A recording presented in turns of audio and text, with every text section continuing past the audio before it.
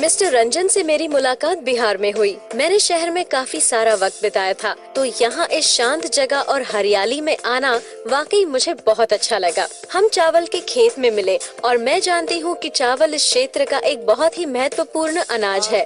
Mister Ranjan ने मुझे एक पारंपरिक गाना गा के भी सुनाया। वो यहाँ की संस्कृति को महफूज रखने में दिलचस्पी लेते हैं। हमने बैलगाड़ी पे गांव के सौंदर्य का लुत्फ उठाया, जिसको 2 बैल खींच रहे थे। मैं शायद पहली बार भारतीय गांव की खूबसूरती को देख रही थी। एक आदमी पटुआ बना रहा था। उसने लंबी लकड़ियों को पानी में भिगोया था और मिस्टर रंजन ने कहा इसे 1 महीने के लिए नरम होने तक रखा जाता है, जिसको सुखाकर रस्सियां बनाई जाती हैं। फिर हम उनकी पत्नी से मिले और उनके पुश्तैनी मंदिर में भी गए, जहाँ पर वाकई बहुत शांति थी।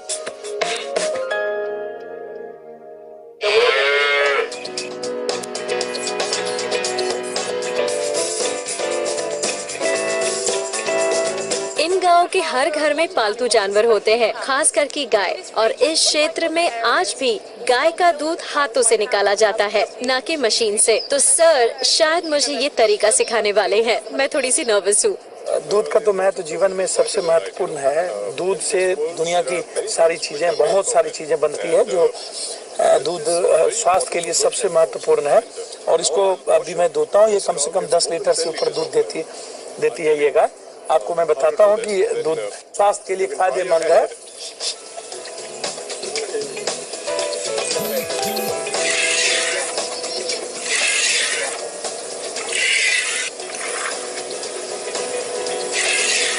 You try? जी बिल्कुल। Very good. Come. हाँ। And you try? ठीक है। Look. You take it here.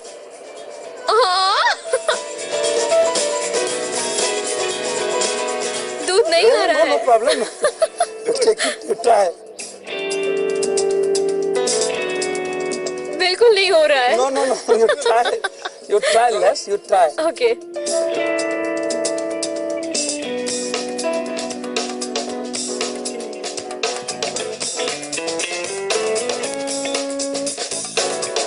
ये जितना आसान दिखता है उतना है नहीं। Less you go to London and daily you drink in 1 glass because it's very healthy. Better you drink it in glass. Take it. थोड़ा गर्म है। Very warm. Very nice. Very nice. मुझे दूध पीना बहुत पसंद है, लेकिन मैंने कभी इस तरह से गाय का दूध निकाल के नहीं पिया।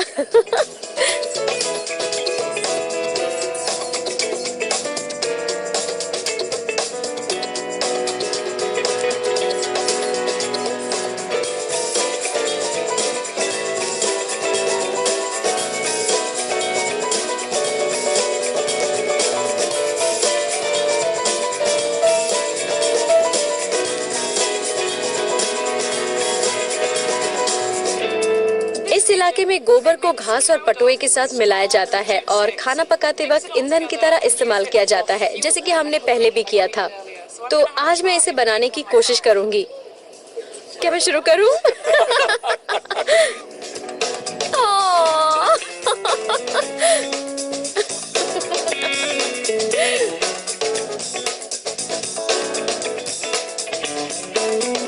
ओके।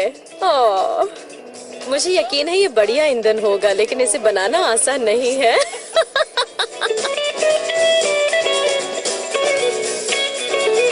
मैंने कभी गोबर नहीं मसला था।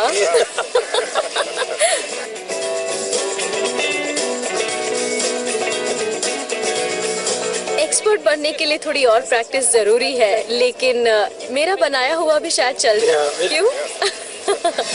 मिस्टर रंजन संस्कृति के संरक्षक हैं और खाने के भी, और कई परंपराओं को जिंदा रखना चाहते हैं, जैसे कि हाथों से गाय का दूध निकालना। मुझे पता है कि कई इलाकों में अब ये मशीनों से किया जाता है, पर मुझे ये बहुत जरूरी लगा कि मैं इसे खुद अपने हाथों से करूं। ग्वालों को दूध निकालता देख शायद आसान लगे, और मुझे लगा गाय का दूध निकालना मेरे लिए बहुत ही आसान होगा, लेकिन जब मैंने शुरू किया तो दूध नहीं निकला और सब हंसने लगे। और उनके सही तरीके से सिखाने पर मैं 1 गिलास दूध निकाल पाई, जो थोड़ा सा गर्म था। मुझे दूध पीना बहुत पसंद है, लेकिन गाय का दूध खुद निकाल कर पीना एक अच्छा अनुभव रहा। दूसरी बात जो मैंने सीखी वो था गोबर से ईंधन बनाना। पहले हम गोबर को मलते हैं, फिर उसमें घास डालते हैं और पटुआ मिलाकर उसे सुखाते हैं। पहले मुझे थोड़ा अजीब लगा, लेकिन बाद में मुझे बहुत मजा आया। ये बहुत ही अलग अनुभव था। अपने दिन की शुरुआत पारंपरिक बिहारी ब्रेकफास्ट से करेंगे, जो आजकल इस इलाके में इतना नहीं खाया जाता है।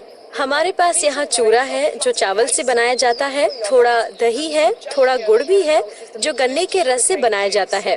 आपको मुझे इसे खाने का तरीका बताना पड़ेगा। यहाँ ये आसानी से मिलने वाला सामान्य लोगों का नाश्ता है, खास करके बिहार का और मिथिला का भी।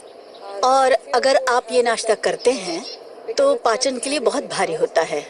ये जो दही आप देख रहे हैं ये प्योर दूध से बना हुआ है और ये चूड़ा चावल से बनता है। चूड़ा दही पाचन के लिए भारी होता है। गांव के लोग इसे सुबह खाना पसंद करते हैं ताकि पूरा दिन वो खेत में काम कर सकते हैं और सीधा बाद में शाम को खाना खा सकते हैं। मतलब इसे खाने के बाद ज्यादा भूख नहीं लगती है। हाँ, और आप रह बिल्कुल, सकते बिल्कुल। हैं। अगर आपको 6-7 घंटों तक कुछ नहीं खाना है तो आप दही चूड़ा खा सकते हैं, फिर आपको भूख नहीं लगेगी, बिल्कुल भी नहीं। चलिए अब हम लोग नाश्ता करते हैं। पहले चूड़ा और फिर ये थोड़ा सा दही मिलाना है, ये कर्ड है, काफी आपको मिक्स करना पड़ेगा। साथ में ये हाँ ठीक है, दोनों हाथ से? नहीं आप एक हाथ से मिला सकती है। One hand. ये गुड़ है, काफी जो मैंने बताया आपको कि गन्ने से ये गुड़ बनते हैं। काफी गांव में पहले ये गुड़ ही ज्यादा इम्पोर्टेंट है। पोटैटो ये इसको आलू दम कहा जाता है। ये आलू से बनता है। ये चूंकि ये उनके साथ दही और मीठा के साथ ये काफी नमकीन है और आमतौर पर इसे चूड़ा और दही के साथ परोसा जाता है, इसका जायका बढ़ाने के लिए। और ये मिर्च है, नमक ये है। मुझे खानी पड़ेगी। हाँ, ये सुपाच्य से मिर्च आपके सेहत के लिए बहुत फायदेमंद है और दिन में आपको एक सुपाच्य तो के खाना लिए भी चाहिए। काफी है। सुपाच्य करता है इसको। तो यहाँ मीठा और नमकीन दोनों है। हाँ बिल्कुल, आपको इसे थोड़े नमक के साथ और दही के साथ मिलाकर खाना होता है, इस तरह। ओके, मिक्स कर ट्राई कीजिए। स्टोरी इन इंडिया मिक्स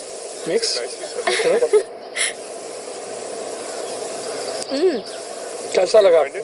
ये बहुत ही अच्छा है। अच्छा लगा? बहुत ही बढ़िया। चावल का स्वाद बहुत अच्छा आ रहा है, दही का खट्टापन भी है और साथ में पसंद गुड़ की आएगा। मिठास भी। दम आलू का स्वाद इसमें बहुत अच्छे से घुल मिल गया है और गुड़ की मिठास भी। तो अब मुझे मिर्च खानी होगी। हाँ, ठीक है।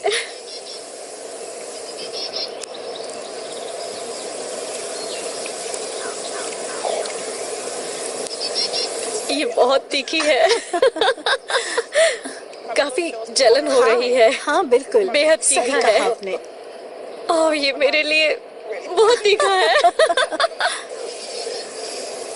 वाकई बहुत तीखा। हाँ तीखा है। पहले जमाने में ये नाश्ता बिहार के हर घर में पाया जाता था, मगर अब ये भुलाया जा रहा है। नाश्ता खत्म होते ही हम इस जगह की 2 और डिशेस बनाने वाले हैं जो यहाँ की पारंपरिक डिशेस हैं।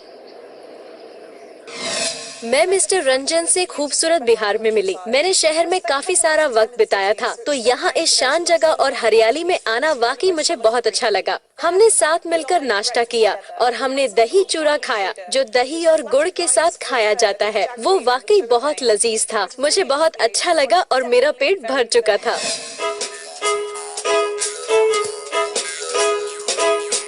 मिस्टर राजेश रंजन खाना बनाने की तैयारियों में व्यस्त है, तो मैं यहाँ गनहारी साग लेने आई हूँ जो यहाँ पर उगाया जाता है। मैं इसे जरा सा खा के देखती हूँ। इसका स्वाद इतना तेज नहीं है, मगर मुझे पता है ये बदलेगा।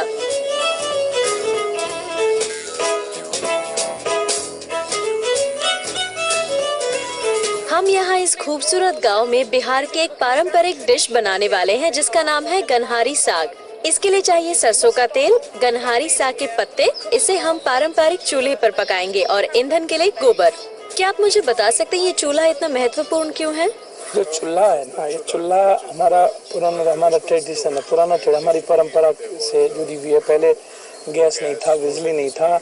हमारा जो खाना है ये पूरे बिहार का जो खाना पकता था वो चूल्हा पर था।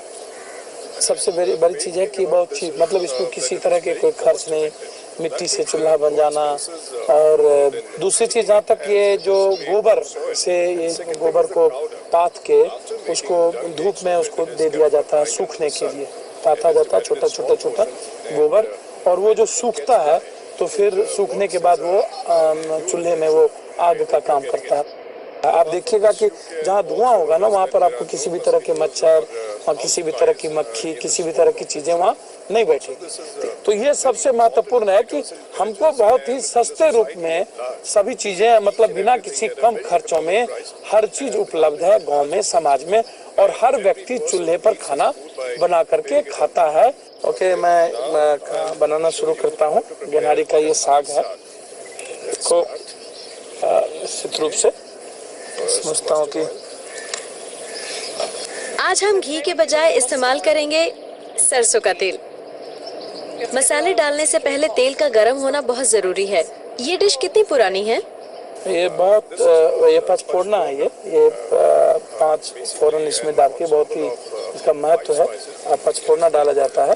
पाँच फोड़ने के बाद हम मिर्च डालेंगे, चिली डालेंगे। उसके बाद साग, ये है तो साग जो है, ये जो कितना पुराना है ये उतना महत्व नहीं है। महत्व इस बात का है कि यह साग जो है, ये साग बहुत ही पौष्टिक है। ये ब्लड पैदा करता है, शरीर में ये ताकत देती है। और आम से खास लोग इसको अवेल करते हैं, खाते हैं। लागत है वो बहुत कम है, और इसको खरीदने में भी जो खर्च है वो बहुत कम है। और दूसरा चीज इस बेस में है कि सभी, मतलब आम लोग, गांव में किसान या छोटे मध्यम वर्ग के जो मजदूर हैं, वो भी यदि उनके पास छोटी सी खेत है, उसको बाड़ी कहा जाता है हम लोग के यहाँ, पीछे में बाड़ी है, छोटा खेत है, तो उसमें भी तरह तरह की सब्जियां उपजाते हैं, तो साग भी उसमें पैदा कर लेते हैं। तो उससे होता क्या है कि महीने दिन, 2 महीने 3 महीने उनका साग चल जाता है। और साग से वो, मतलब उसके पास यदि अर्थ का अभाव हो, उसके पास इकोनॉमिक प्रॉब्लम हो, तो इन सागों को भी खा करके वो अपने जीवन को गुजर बसर कर सकते हैं। अब आगे क्या करना है? यह नेक्स्ट, अब मैं इसको नमक डालूंगा। अच्छा, नमक डालना है। साल्ट है, इसको नमक डालने के बाद तो ये खाना सेहत के लिए बहुत अच्छा होता है। बहुत ही पौष्टिक है। और उसके बाद हम इसको जीरा डालेंगे।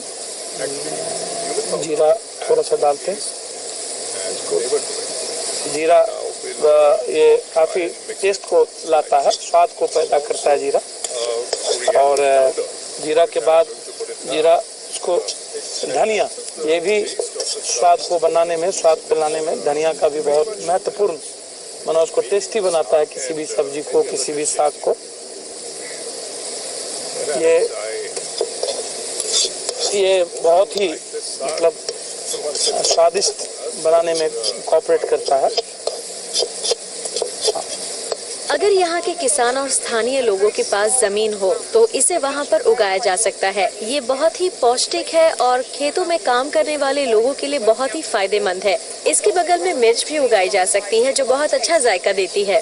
इनको बनाने में बहुत प्रॉब्लम नहीं है। हमने पहले मैं इसमें तेल 2 चम्मच से 1.5 चम्मच तेल लगते हैं, नमक और 4-5 मिर्च, और बहुत जल्दी में, बहुत ही इसको, क्योंकि चूंकि ये साग एक ऐसी चीजें हैं जो सलाद में भी साग को डाल के खा लेते हैं। मूली का पत्ता होता है, वो भी साग है, उसको भी, मूली के पत्ते को भी साग के रूप में खाया जाता है।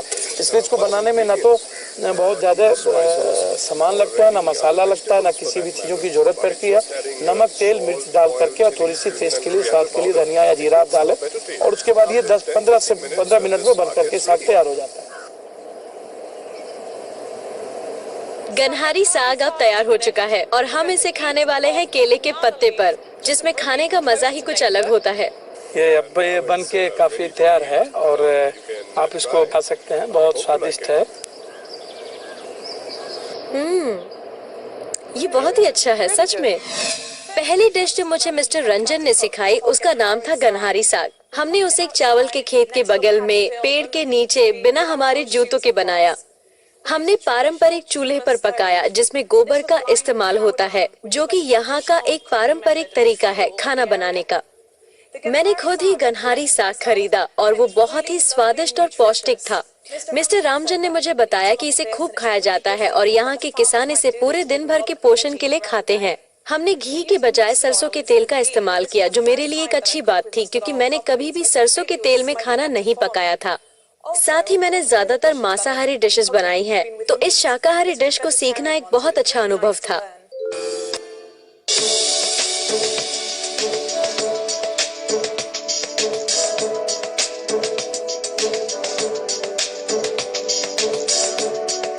अब हम थोड़ा रोल रिवर्सल करने वाले हैं और मिस्टर रंजन मुझे कद्दू और अलसी की सब्जी बनाना सिखाने वाले हैं।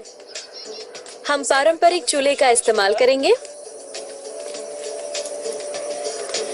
अब तक मैंने काफी ज्यादा तेल का इस्तेमाल किया है, लेकिन पूर्व भारत में खाना पकाते वक्त ज्यादा तेल नहीं डाला जाता है। क्या मैंने सही कहा?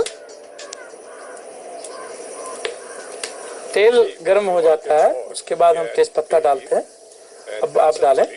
Okay, put the chilli, red chilli 4-5 piece. 4 से 5। Okay okay okay. तेल बहुत गर्म है। Only put the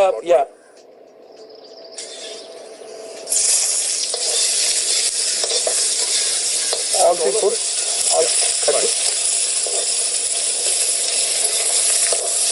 क्या ये डिश किसी ओकेजन पे बनाई जाती है? नहीं, ओकेजन तो कई है, लेकिन जो सब्जी है ना कद्दू, यह सब्जी गर्मी महीने में खाई जाती है और इसके जो तासीर होते हैं इनके वो बहुत ठंडा होता है, पेट के लिए भी बहुत सात्विक सब्जी है ये सबसे ज्यादा।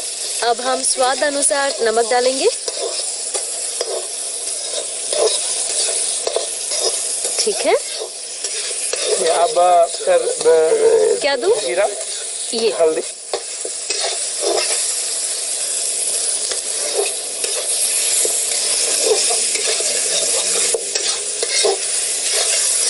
फिर जीरा,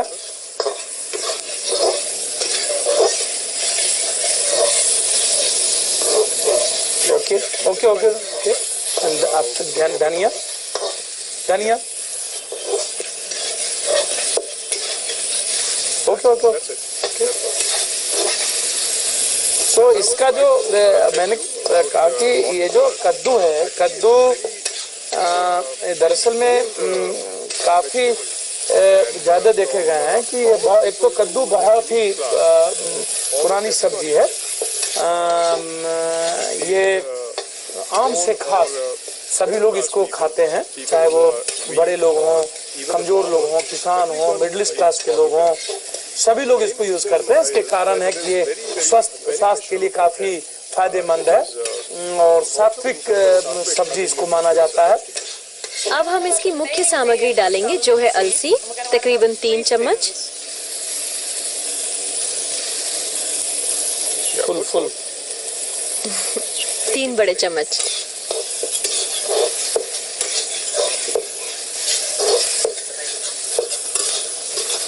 क्या ये डिश होटल्स या रेस्टोरेंट्स में मिलती है? ये होटल में, 5 स्टार होटल में इसको बहुत कम देखा गया या अन्य होटलों में बहुत कम देखा जाता है। जो गांव वाले शहर हैं, जो बगल के शहर है, वहाँ तो कद्दू हो सकता है मिल जाए, किसी के कद्दू, लोकल कद्दू, लेकिन आप यदि बड़े शहरों में जाएंगे तो वहाँ कद्दू नहीं मिलता। दूसरा, इसका कद्दू का सबसे बड़ा महत्व यह है कि हमारे यहाँ जो सबसे बड़ा हिस्टोरिकल पर्व है वो है छठ, जिसको बहुत पवित्रता के साथ लोग मनाते हैं। तो छठ में कद्दू भात का खरना, उसको छठ के पहले खरना भात खाया जाता है, उसमें कद्दू भात खाया जाता है, खरना खाया जाता है। तो कद्दू का बहुत महत्व है उसमें, उस पर्व में सबसे मतलब बड़ा महत्व है कद्दू भात का।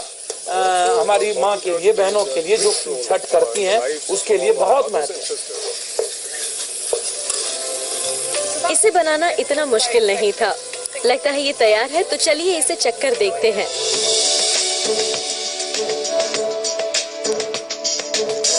अब मैं इसे खाने के लिए तैयार हूँ।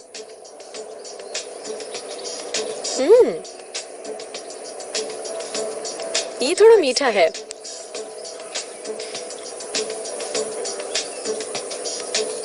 स्वाद में अच्छा है। अलसी की वजह से ये क्रंची बन गया है।